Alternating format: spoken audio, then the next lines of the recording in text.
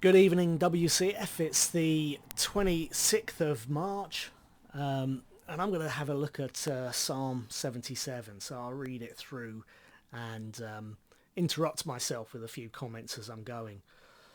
This is a psalm of a guy called Asaph, and Asaph writes in Psalm 77, I cried out to God for help. I cried out to God to hear me. When I was in distress, I sought the Lord. At night I stretched out untiring hands and my soul refused to be comforted. So here's a guy who is in distress, suffering, and he's turning to God in prayer, which is the right response. If you're struggling, sometimes we can turn inward, but to look to God, if we can get ourselves more into that habit, it's really good. He carries on, he says, I remembered you, O God, and I groaned. I mused and my spirit grew faint. You kept my eyes from closing. I was too troubled to speak. I thought about the former days, the years of long ago. I remembered my songs in the night. My heart mused and my spirit inquired. He's having trouble sleeping. His thoughts are just racing. He says, you kept my eyes from closing. And he's thinking. I thought about the former days, the years of long ago. He's thinking, I used to be happy, but now I'm in a dark place. He carries on in verse 7. Will the Lord reject forever? Will he never show his favour again? Has his unfailing love vanished forever? Has his promise failed for all time? Has God forgotten to be merciful? Has he in anger withheld his compassion? Here he's questioning God, of course. When we go through the dark times, we think God's abandoned me. God's left me. This is one of God's people, Asaph. He's thinking God's made promises to be with his people, but for some reason he's not. He's withheld his compassion. He's forgotten his promises. That's what it feels like. But then he carries on. He doesn't just stop there in the dark place. Then I thought, to this I will appeal. The years of the right hand of the Most High. I will remember the deeds of the Lord. Yes, I will remember your miracles of long ago. I will meditate on all your works and consider all your mighty deeds. Your ways, O God, are holy. What God is so great as our God? You are the God who performs miracles. You display your power among the peoples. With your mighty arm you redeemed your people, the descendants of Jacob and Joseph. So he's saying, I'm thinking back, and you are a great God. You are the one who can do miracles. Twice he talks about God being a God of miracles. So he's thinking back to the days of miracles. As Christians, we would think back to Jesus. He's the great miracle maker that we think of. But of course, a Jew like Asaph, who was living before Jesus' time, he would think back to the Exodus from Egypt. And so he says in verse 15, he's saying, with your mighty arm you redeemed your people. The redemption, that's their coming out of Egypt. They were slaves and then they were saved. And then he finishes by saying, the waters saw you, O God. The waters saw you and writhed. The very depths were convulsed. The clouds poured down water. The skies resounded with thunder. Your arrows flashed back and forth. Your thunder was heard in the whirlwind. Your lightning lit up the world. The earth trembled and quaked. Your path led through the sea.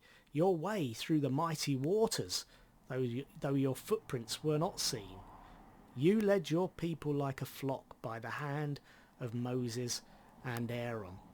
And so he finishes by talking about the people of God walking through the waters on dry land, following God, as they left Egypt, as they escaped from slavery. Asaph is in this dark period of his life. We don't know why from this psalm, but in order to get himself out of that depression where he's thinking God has abandoned me, he's thinking, no, God, I can think back and I know that you have redeemed your people in the past. They were in a dark period. They went through a dark time when they were slaves in Egypt, and they must have thought God has forgotten us because God seemed to be silent. But he was waiting.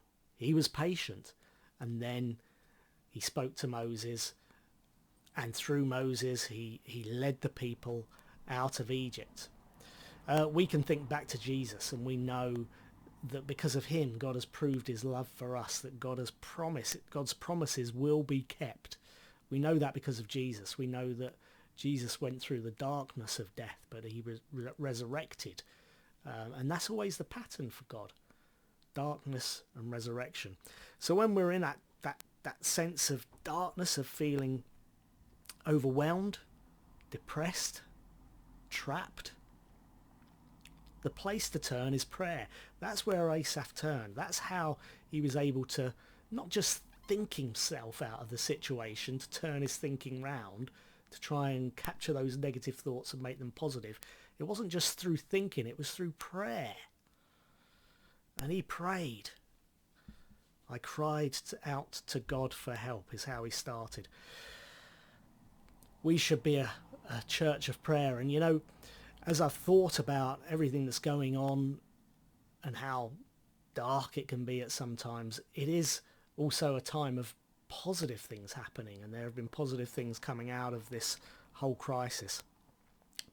But I really hope that one of the key positives can be that we as a church turn to God in prayer, that we become more prayerful, because that's probably what we need. There's a story of, well, if you read the biography of Dr. Martin Lloyd-Jones, he was famous for being the minister at Westminster Chapel in the centre of London. But before he went to Westminster, he was at a little church in Wales. And when he first arrived at that little church in Wales, it was a very, very busy church with lots of meetings and lots of activities. And he looked around and saw what was going on and thought there's not a lot of growth going on. So what he did was shut down all their activities, all their meetings, apart from they met on Sunday for church for their worship service, and they met midweek for prayer. So the prayer meeting was it, apart from just meeting for Sunday worship. And the church started to grow. Perhaps we've been stripped of all our activities for just such a reason as this, to get praying. This morning we met for prayer on Zoom. 5 of us got together and we prayed. It was a bit of a last minute one, so if you missed that one, I apologise. But I think something that Margaret said at the end of the time was we should be doing this every day. And for many of us, there's no reason we can't do it. And I think that's a good idea. And so at 9:15 each morning, we will pray on Zoom. It's my day off on Wednesday, so I can't host it, but maybe somebody else feels that they can host it on Wednesday. But other than that, 9:15 each morning, let's get together on Zoom and let's pray. If you're needing help to get going on Zoom, then let me know, and we'll see what we can do. But let's get praying. This is the time for the church to be praying for the world as well as for ourselves.